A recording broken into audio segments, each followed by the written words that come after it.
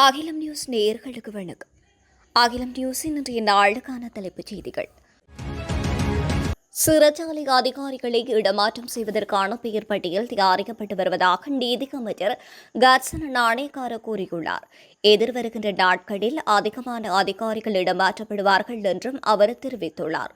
கொழும்பு, வெலிக்கடை, பூசா உள்ளிட்ட பல சிறைச்சாலைகளில் நீண்ட காலமாக நடந்த பல்வேறு முறைகேடுகள் குறித்து கவனம் செலுத்தி வந்த நிலையில் இத்திட்டம் தயாரிக்கப்பட்டுள்ளது. சில சிறை காவலர்கள், கைதிகள் மற்றும் பல்வேறு சந்தக நபர்களுடன் நெருக்கமாக உறவை பேணிய நிலையில் சட்டவிரோத மோசடியில் ஈடுபட்டுள்ளார்கள் என்ற தகவல் கிடைத்துள்ளதாகவும் அவர் தெரிவித்துள்ளார். கைத்தொழில் மற்றும் தொழில் முனைவோர் மேம்பாட்டுத்துறை பிரதிக அமைச்சர் சதுரங்க அபேசிங்க தன்னை போன்று ஆள்மாறாட்டம் செய்து பொதுமக்களிடம் பணம் கோரும் மோசடி நபர் குறித்து பொதுமக்களுக்கு எச்சரிக்கை விடுத்துள்ளார். இது தொடர்பில் அவர் வெளியிட்டுள்ள பொதுப்பதிவில் தன்னை பிரதிநிதித்துவப்படுத்துவதாக பொய்யாக கூறி நிதியுதவி மற்றும் தனிப்பட்ட தகவல்களை பெறுவது குறித்து முறைப்பாடுகள் கிடைத்துள்ளதாக தெரிவித்துள்ளார். கிண்ணிகா பிரதேச செயலக பிரிவுக்குட்பட்ட அரை ஏக்கர் பகுதியில் அமைந்துள்ள உப்பளத்து வீதியில் நேற்று செங்கல் ஏற்றி வந்த உழவு இயந்திரம் ஒன்று விபத்துக்குள்ளாகியுள்ளது.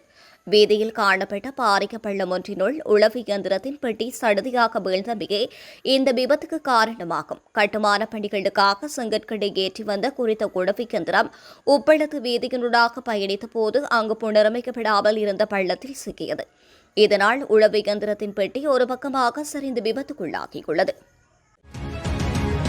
70 ரூபாய் பெறுமதியான குடிநீர் போதலை 100 ரூபாய்க்கு விற்பனை செய்த குற்றத்திற்காக கொழும்பில் உள்ள பிரபல வர்த்தக நிலைய உரிமையாளர் ஒருவருக்கு 5 லட்சம் ரூபாய் அபராதம் விதித்து கொழும்பு மேலதிக நீதவான் HDDJ பிரேமரத்ன உத்தரவிட்டுள்ளார்.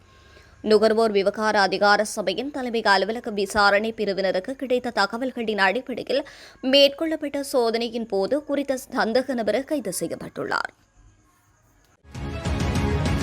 யாழ்ப்பாணம் வடமராட்சி பரிந்துத்துறை பகுதியில் சட்டவிரோத மணல் மண் ஏற்றிக் கொண்டு சென்ற டிப்பர் வாகனம் ஒன்றினையும் மேலும் ஒரு வெறுமையாக சென்ற டிப்பர் வாகனத்தையும் நேற்று இரவு சிறப்பு அதிரடிப்படையினர் கைப்பற்றியுள்ளதுடன் 2 டிப்பர்களின் சாரதிகளையும் கைது செய்து பரிந்துத்துறை காவல் நிலையத்தில் உரிய சட்ட நடவடிக்கைகளுக்காக ஒப்படைத்துள்ளனர். 10 வருடங்களுக்கு மேலாக வடமராட்சி கிழக்கு, மாமுனை, சிம்பியன் மற்றும் பகுதிகளில் சட்டவிரோத மணல் மண் அகழ்ந்து டிப்பர் வாகனத்தில் கொண்டு சென்று விற்பனையில் ஈடுபட்டு வந்த நபரது டிப்பர் வாகனமே சிறப்பு அதிரடிப்படையினரால் கைப்பற்றப்பட்டு பருத்தித்துறை காவல் நிலையத்தில் ஒப்படைக்கப்பட்டுள்ளது. மண் சரிவு அபாயம் காரணமாக கடந்த 2 மாதங்களாக மூடப்பட்டிருந்த நாவலப்பட்டி அனுருத்ர குமார ஆரம்ப பாடசாலையை மீளவும் திறப்பதற்கு பரிந்துரை வழங்கப்பட்டுள்ளது. தேசிய கட்டட ஆராய்ச்சி நிறுவனம் நேற்று அதற்கான பரிந்துரையை வழங்கியுள்ளது. கடந்த நவம்பர் 27ஆம் தேதி இலங்கையில் ஏற்பட்ட டித்வா புயலின் தாக்கத்தினால் இப்பாடசாலைகளுக்கு மேலே அமைந்துள்ள ஸ்ரீ கவீஸ்வர வேலுவனராம விகாரையின் பாதுகாப்பு மதில் மண் சரிவுக்கு உள்ளாகியது. இதன் காரணமாக தேசிய கட்டட ஆராய்ச்சி நிறுவனத்தின் பரிந்துரையின் பேரில் சுமார் 2 மாத காலமாக பாடசாலை மூடப்பட்டிருந்தமை குறிப்பிடத்தக்கது. முன்னாள் ஜனாதிபதி மகிந்த ராஜபக்சவின் மனைவி சிரந்தி ராஜபக்சவின் பேரில் வாங்கப்பட்டதாக கூறப்படுகின்ற கொழும்பு 5 டோரிங்டன் வீதியில் அமைந்துள்ள சுமார் 40 கோடி பெறுமதிக்கான வீடொன்று தொடர்பில் லஞ்சம் அல்லது ஊழல் விசாரணை ஆணைக்குழுவில் முறைப்பாடு ஒன்று அளிக்கப்பட்டுள்ளது. சிவில் சமூக ஆர்வலர் ஒருவர் தாக்கல் செய்த இந்த முறைப்பாடு தொடர்பில் லஞ்சம் மற்றும் ஊழல் விசாரணை ஆணைக்குழு ஏற்கனவே விசாரணைகளை ஆரம்பித்துள்ளது. முறைப்பாடு தொடர்பான உண்மைகளை சரிபார்ப்பதற்கு முறைப்பாட்டாளர்களிடமிருந்து மேலும் வாக்குமூலங்களை ஆணைக்குழு பதிவு செய்துள்ளது. விசாரணைகளின் அடுத்த கட்டமாக சிரந்தி ராஜபக்சவிடமிருந்தும் வாக்குமூலம் பெறப்பட்டுள்ளதாக தெரிவிக்கப்படுகிறது. மகிந்த ராஜபக்ச 2001ஆம் ஆண்டு முதல் ஜனாதிபதியாக பதவியேற்கும் வரையில் இந்த வீட்டில் தனது குடும்பத்தினருடன் வசித்து வந்துள்ளதாக முறைப்பாட்டில் சுட்டிக்காட்டப்பட்டுள்ளது. அவர் ஜனாதிபதியாக பதவியேற்ற பின்னர் குறித்த வீடு சிரந்தி ராஜபக்சவின் பேரில் வாங்கப்பட்டதாகவும் முறைப்பாட்டில் தெரிவிக்கப்பட்டுள்ளது.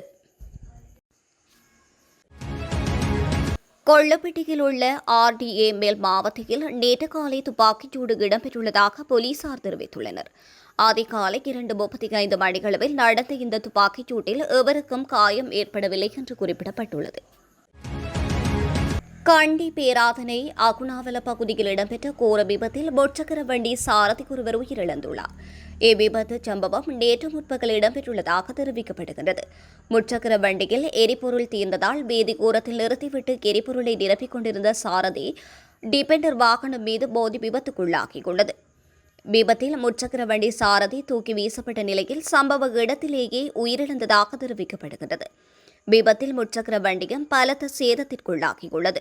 டிபெண்டர் வாகனத்தின் சாரதியின் கவனயீனம் மற்றும் அதிவேகத்தாலே விபத்து இடம்பெற்றுள்ளதாக போலீசார் தெரிவித்துள்ளனர். மோட்டார் சைக்கிள்கள் உட்பட புதிதாக பதிவு செய்யப்பட்ட 2.5 லட்சத்திற்கும் மேற்பட்ட வாகனங்களுக்கு இன்னும் இலக்கு தகடுகள் வழங்கப்படவில்லை என்று மோட்டார் போக்குவரத்து திணைக்களத்தின் உள்ளக தகவல்கள் தெரிவிக்கின்றன. நீண்ட காலமாக இலக்கு தகடுகளை வழங்கி வந்த நிறுவனத்துடனான ஒப்பந்தம் 2024 ஏப்ரல் 30 அன்று முடிவடைந்ததை அடுத்து பொருத்தமான சேவை வழங்குனர் இல்லாததால் இந்த நிலைமை ஏற்பட்டுள்ளது. இருப்பினும் அடுத்து வருகின்ற 3 மாதங்களுக்குள் வாகனங்களுக்கான இலக்கு தகடுகளை வழங்க முடியும் என்றும் திணைக்களம் தெரிவித்துள்ளது. அமைச்சரவை ஒப்புதலுடன் ஒரு புதிய வழங்குனர் தேர்ந்தெடுக்கப்பட்டுள்ளதாகவும் அதற்கான ஒப்பந்தம் கடந்த வாரம் கையெழுத்திடப்பட்டுள்ளதால் மார்ச் மாதத்திற்குள் இலக்கு தகடுகளை வழங்க முடியும் என்றும் தெரிவிக்கப்பட்டுள்ளது. உலக வங்கி குழுமத்தின் அங்கத்துவ அமைப்பான சர்வதேச நிதி நிறுவனம் இலங்கையின் சிறு மற்றும் நடுத்தர நிறுவனங்களுக்கு $166 மில்லியன் அமெரிக்க டாலர் பெறுமதிக்கான உயர்மட்ட முதலீட்டு திட்டத்தை அறிவித்துள்ளதாக தெரியவந்துள்ளது. இலங்கை வணிகங்களுக்கு ஆதரவளிப்பதற்கும் நாட்டின் பொருளாதார ஸ்திரத்தன்மையிலிருந்து நிலையான வளர்ச்சியை நோக்கிய மாற்றத்தினை விரைவுபடுத்துவதற்காகவும் குறித்த முதலீட்டு திட்டத்தை நேற்று அறிவித்துள்ளதாக தெரிவிக்கப்படுகின்றது. இந்த நிலையில் இது இலங்கையின் தனியார் துறைக்கான தனது நீண்டகால அர்ப்பணிப்பை மீள உறுதிப்படுத்துவதாகவும் சர்வதேச நிதி நிறுவனம் தெரிவித்துள்ளது. இலங்கை பொருளாதாரத்தின் இத்தகைய முக்கிய துறைகளை குறிவைப்பதன் மூலம் உள்ளடக்கிய வளர்ச்சியை தூண்டுவதற்கும் பின்தங்கிய குழுக்களுக்கான வேலைவாய்ப்புகளை உருவாக்குவதற்கும் இந்த நிதியுதவி எதிர்பார்க்கப்படுகின்றது. சுகாதார அமைச்சினால் இணக்கம் காணப்பட்ட தீர்வுகளை நடைமுறைப்படுத்த தவறியமைக்கு எதிர்ப்பு தெரிவித்து இன்றைய தினம் முதல் நாடு தழுவிய ரீதியில் உள்ள வைத்தியசாலைகளில் அரசு வைத்தியர்கள் தொடர்ச்சியாக தொழிற்சங்க போராட்டத்தை ஆரம்பிக்க உள்ளனர். அரசு வைத்திய அதிகாரிகள் சங்கம் இதனை நேற்று பிற்பகல் அறிவித்துள்ளது. ஒந்துருளியில் பயணித்த கத்தோலிக்க அருட்தந்தை ஒருவரை தாக்கியதாக கூறப்படுகின்ற கம்பகா பிரிவு குற்றப்புலனாய்வு பிரிவின் போக்குவரத்து கண்காணிப்பு பிரிவைச் சேர்ந்த 2 காவல்துறை அதிகாரிகள் நேற்றைய தினம் காலை கைது செய்யப்பட்டுள்ளதாக கம்பகா தலைமையக காவல்துறை தெரிவித்துள்ளது. மேலும் 3 காவல்துறை சார்ஜன்கள் மற்றும் 3 கான்ஸ்டபிள்களும் சம்பவம் தொடர்பில் கைது செய்யப்பட்டுள்ளனர். கத்தோலிக்க பிரிவின் கட்டுப்பாட்டில் உள்ள கொட்டதனிகாவில் உள்ள ஒரு பண்ணையில் உதவி தோட்ட நிர்வாகியாக பணிபுரியும் அருட்தந்தை திபெட்டிகொட தேவாலயத்தில் வழிபாட்டை நடத்திவிட்டு திரும்பும் போதே தாக்கப்பட்டதாக தெரிவிக்கப்படுகின்றது. சம்பவத்தின் போது குறித்த அருட்தந்தையை உந்துருளி போக்குவரத்து பிரிவைச் சேர்ந்த 2 காவல்துறை அதிகாரிகள் கடுமையாக தாக்கியுள்ளனர். பின்னர் அவர் கொழும்பு மருத்துவமனையில் அனுமதிக்கப்பட்டுள்ளதாகவும் தெரிவிக்கப்படுகின்றது. வடக்கு, வடமத்திய, கிழக்கு மற்றும் ஊவா மாகாணங்களிலும் மாத்தளை மற்றும் நுவரெலியா மாவட்டங்களிலும் அவ்வப்போது மழை பெய்யக்கூடும் என்று வளிமண்டலவியல் திணைக்களம் எதிர்ப்பு கூறியுள்ளது.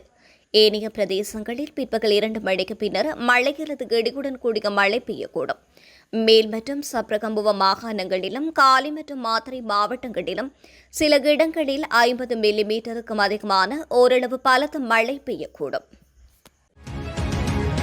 ஏறாவூரிலிருந்து கொழும்பு நோக்கி பயணித்த ஆம்புலன்ஸ் வண்டி ஒன்று கபரடை பகுதியில் விபத்துக்குள்ளானதில் ஏறாவூர் நகரசபை உறுப்பினர் மற்றும் கூட்டுறவு சங்க தலைவர் உட்பட 4 பலத்த காயமடைந்துள்ளதாக தெரிவிக்கப்படுகின்றது. ஏறாவூர் பலநோக்கு கூட்டுறவு சங்க வைத்தியசாலைக்கு சொந்தமான குறித்த ஆம்புலன்ஸ் வண்டி நேற்று அதிகாலை தம்புள்ளை கபரடை வீதியில் பயணித்துக் கொண்டிருந்த போது கட்டுப்பாட்டை இழந்து விபத்துக்குள்ளாகியுள்ளது. குறித்த விபத்தில் ஆம்புலன்ஸில் பயணித்த 4 காயமடைந்ததுடன் இவர்களில் சிலரது நிலைமை கவலைக்கிடமாக இருப்பதாக வைத்தியசாலை வட்டாரங்கள் தெரிவிக்கின்றன. இத்துடன் அகிலம் நியூஸின் இன்றைய நாளுக்கான தலைப்புச் செய்திகள் நிறைவடைகின்றன. தொடர்ந்தும் உடனுக்குடன் செய்திகளை பெற்றுக்கொள்ள அகிலம் நியூஸுடன் இணைந்திருங்கள். நன்றி, வணக்கம்.